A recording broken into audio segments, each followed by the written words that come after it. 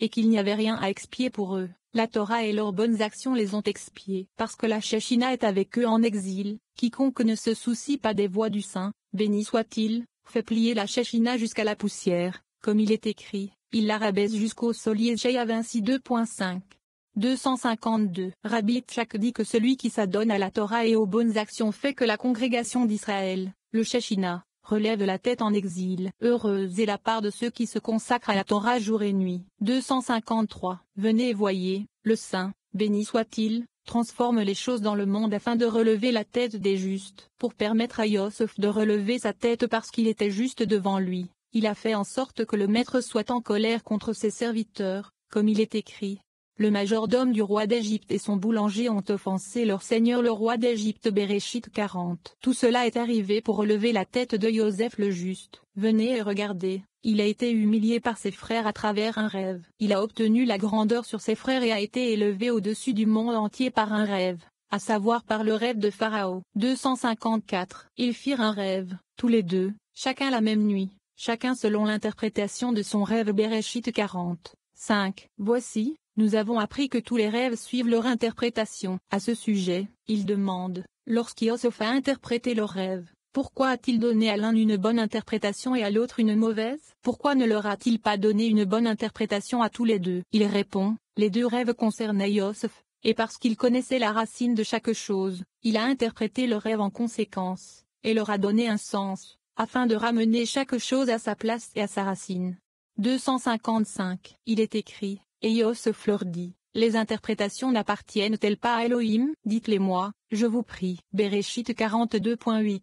Il demande, pourquoi a-t-il parlé ainsi? Il répond, c'est ainsi qu'il faut interpréter un rêve, en confiant l'interprétation au Saint, béni soit-il. Car l'existence de toute chose est là, et c'est là que se trouve l'interprétation. 256. Nous avons appris que le grade du rêve est le 6e en dessous de celui de la prophétie. Car entre le grade de la prophétie et le grade du rêve se trouvent 6 grades, et l'interprétation monte du grade du rêve à un autre. Il explique que le rêve est un grade inférieur de Gabriel, et l'interprétation est établie par lui, car elle dépend de la parole, la nukva, comme il est écrit. Les interprétations n'appartiennent-elles pas à Elohim? Bereshit 42.8. En effet, à Elohim, qui est le nukva appelé Elohim. 24. Qu'une double portion de ton esprit soit sur moi. Nous apprenons que celui qui contemple l'image de son maître dans l'esprit de sagesse obtiendra une mesure supplémentaire d'esprit. C'est ainsi qu'Élisée, héritier de droit d'Éliaou, reçut le pouvoir d'accomplir un double exploit avec le même esprit. S'il pouvait pénétrer au plus profond de l'esprit qu'Éliaou lui avait légué au moment où Éliaou lui fut enlevé. Joseph a également reçu l'illumination de cette manière. Cela lui permit d'interpréter le symbolisme des rêves du chef sommelier et du chef boulanger, et de saisir la signification de ces rêves pour les enfants d'Israël. Le rêve du chef sommelier, explique-t-on, appartenait au degré de clarté de la lune et était donc sous la domination de Zahir Anpin. Tandis que le rêve du chef boulanger appartenait au degré d'obscurité de la lune et était donc sous la domination du malin. La pertinence de ce passage. Nous recevons ici une connexion puissante avec les âmes des justes, qui nous donne la capacité de nous élever à des hauteurs spirituelles inatteignables par les hommes ordinaires. De plus, nous commençons à reconnaître le désir incessant de notre esprit de se réunir avec le Créateur, ainsi que la sagesse nécessaire pour retrouver notre chemin vers lui. 257. Il est écrit, et le chef des majordomes raconta son rêve à Yosef. Bereshit 42.9. Rabbi Elazar a commencé par le verset, et il arriva, quand ils eurent passé, qu'Éliaou dit à Élisée, demande ce que je ferai pour toi, avant que je ne sois enlevé d'avec toi. Et Élisée dit, je te prie, qu'une double portion de ton esprit soit sur moi. Melachim 2.9. Nous devons étudier ce verset, car les paroles sont surprenantes. Éliaou dit à Élisha, demande ce que je ferai pour toi. Ce n'était pas à lui, mais au Saint, béni soit-il, d'exaucer les vœux. De plus, Élisée savait aussi qu'il ne pouvait pas accorder société anonyme demande, seul le Saint, béni soit-il, le pouvait. Pourquoi a-t-il demandé, je te prie, qu'une double portion de ton esprit soit sur moi? 258. Il répond que celui qui tenait le ciel et la terre et le monde entier dans sa main pourrait réaliser ce souhait. Il est certain que le Saint, béni soit-il, réalise toujours les souhaits d'Éliaou et des autres justes, comme il est écrit, il exaucera le désir de ceux qui le craignent. Tezillim 145, 19. Cela est d'autant plus vrai de celui, sur qui habite l'Esprit Saint, qui le lègue à Élisée le juste, car Élisée était son serviteur et méritait d'être son héritier, comme l'a dit expressément le saint, béni soit-il, tu oindras Élisée, fils de Shapha, d'Avel Mécola, comme prophète à ta place. Melachim 19h16. Élisée était alors son héritier présomptif. 259. Double portion de ton esprit soit sur moi. Melachim 2:2.9. Il demande, qu'est-ce que cela signifie? Cela pourrait-il signifier qu'il demande 2 pour 1, c'est-à-dire que son esprit sera double de l'esprit d'Eliahu? Comment aurait-il pu lui demander quelque chose qu'il ne possédait pas, puisque personne ne peut donner ce qu'il n'a pas? Il répond qu'il n'a pas demandé 2 esprits pour celui qu'il avait, mais que le même esprit qu'il avait fasse 2 fois plus de miracles qu'Eliahu. 260. Il est écrit, et il dit, tu as demandé une chose difficile, néanmoins, si tu me vois quand je te serai enlevé, il en sera ainsi pour toi, mais sinon, il n'en sera pas ainsi. Melachim 2. 10. Pourquoi a-t-il rendu société anonyme? Demande conditionnelle. Il répond qu'il lui a dit, si tu pouvais comprendre l'essence de l'esprit que je te laisserai quand je serai enlevé de toi, il sera à toi. Car l'essence de l'esprit qu'il discerne en regardant Eliahu est une chose à laquelle il doit bien s'attacher. 261. Viens et regarde. Celui qui regarde ce qu'il a appris de son rabbin et voit en lui la sagesse qu'il a appris de lui pourrait recevoir une portion supplémentaire d'esprit. Voici, dans tout ce qu'il faisait, Yosef voyait l'esprit de sagesse à l'image de son père. Il a donc réussi dans ce qu'il a fait, et un autre esprit d'une illumination supérieure lui a été ajouté. 262. Lorsque le méchant homme lui dit, voici, une vigne était devant moi. Bereshit 42.9.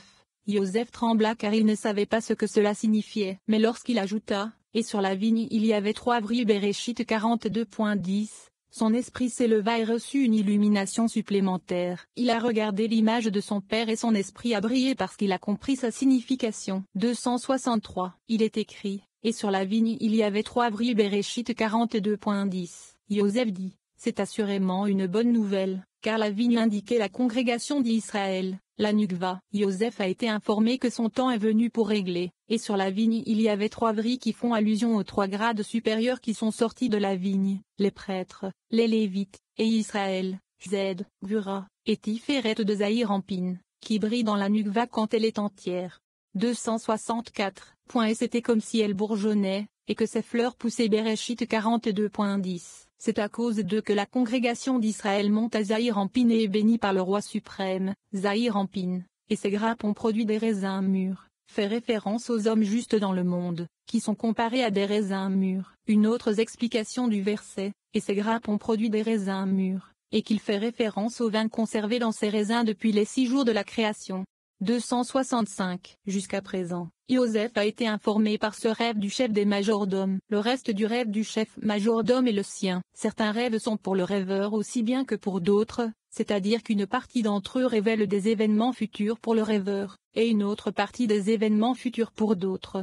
Et j'ai pris les raisins. Se réfère à lui-même, pas à Joseph. 266. Nous avons appris que celui qui voit de blanc des raisins dans son rêve voit un bon signe pour lui-même. Les raisins noirs ne sont pas un bon signe. Quelle en est la raison? Il y a 2 qualités, le noir et le blanc. L'un est bon et l'autre ne l'est pas, car le blanc indique la miséricorde et le noir indique le jugement. Tous les raisins, blancs et noirs, dépendent du secret de la foi, le Nukva. Selon la sagesse, leurs significations sont expliquées comme étant soit bonnes, soit mauvaises. Les noirs indiquent le besoin de miséricorde, et les blancs indiquent les soins providentiels de la miséricorde. 267. Venez et regardez, la femme d'Adam lui a pressé des raisins et a apporté la mort sur lui, Israël et le monde entier. Lorsque Noé est tombé sur ces raisins, il n'était pas bien gardé, comme il est écrit, il a bu du vin et s'est enivré, et il s'est découvert dans sa tente. Bereshit 9h21. Les fils d'Aaron ont bu du vin pressé de ces raisins et ont offert un sacrifice alors qu'ils étaient encore sous son influence. Par conséquent, ils sont morts. Comme cela a déjà été expliqué, il est donc écrit, leurs raisins sont des raisins de fiel, leurs grappes sont amères. Devarim 32:2.32. Il est écrit ainsi à cause de ce que les raisins ont provoqué. 268. Le chef Butlé a vu dans son rêve un bon des raisins, mais des raisins blancs, dans le vignoble, où ils émettaient de l'agrément et du parfum dans des grades parfaitement complets. Yosef l'a donc su, a examiné la racine de la question et l'a résolue en profondeur. Parce qu'il a reçu une bonne nouvelle par ce rêve, il l'a interprété favorablement, et c'est ainsi que les choses se sont passées. 269.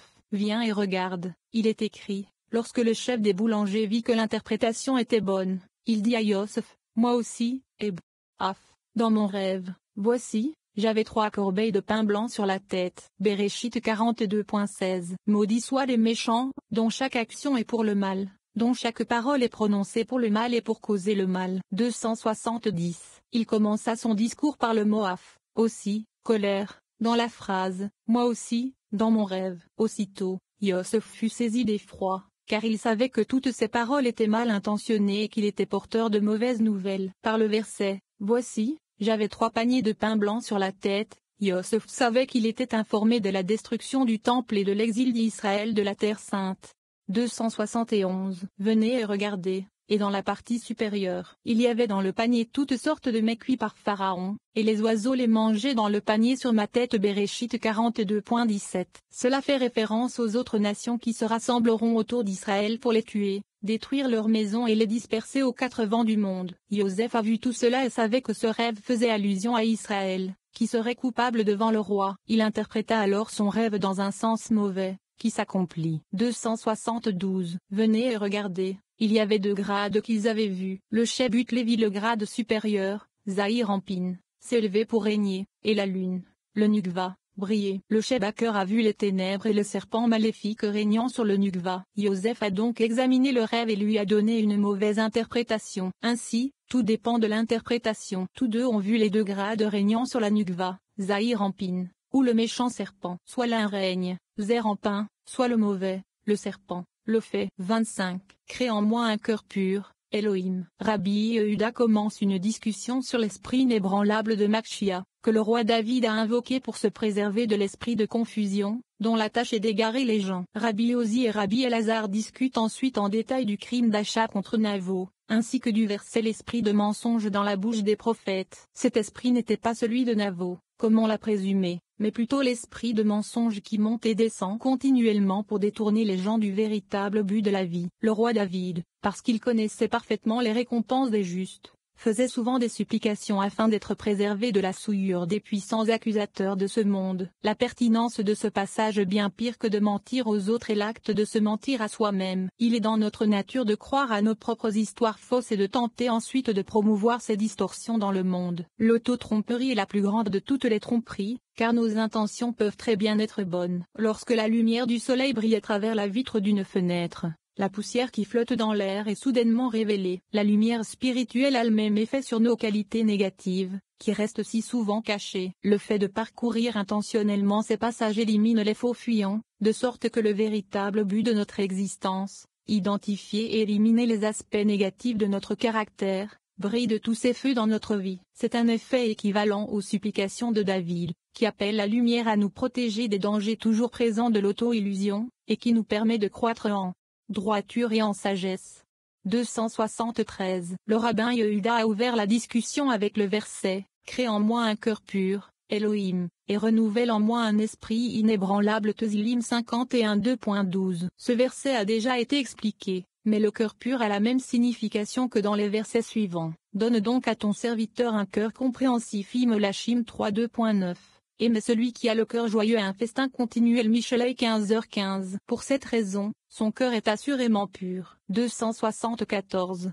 Et renouvelle en moi un esprit ferme. Tezillim 51,12. Il s'agit certainement de l'esprit inébranlable mentionné dans le verset, et un esprit d'Elohim se déplaça sur la surface des eaux. Béréchit 2.2. Il a été dit qu'il s'agit de l'esprit de Makshia, au sujet duquel il est écrit: je mettrai en vous un esprit nouveau. Yeshézéchiel 36 2.26. C'est pourquoi David a demandé, renouvelle en moi un esprit ferme, l'esprit de Makshia. Tezillim 51 2.12. 275. Car de l'autre côté, il y a un cœur souillé et un esprit de confusion qui pousse les humains à la transgression. C'est l'esprit souillé, appelé l'esprit de confusion, comme il est écrit: Hachem a mêlé un esprit de confusion au milieu d'elle. Yeshaïa 19h14. C'est pourquoi David a demandé, renouvelle en moi un esprit ferme. Tezillim 51 2.12. Il demande, qu'implique le terme renouveler? Il répond, cela fait référence au renouvellement de la lune, c'est-à-dire au renouvellement de l'union entre la Nukva et Zahir Ampin. Parce qu'au moment où la lune est renouvelée,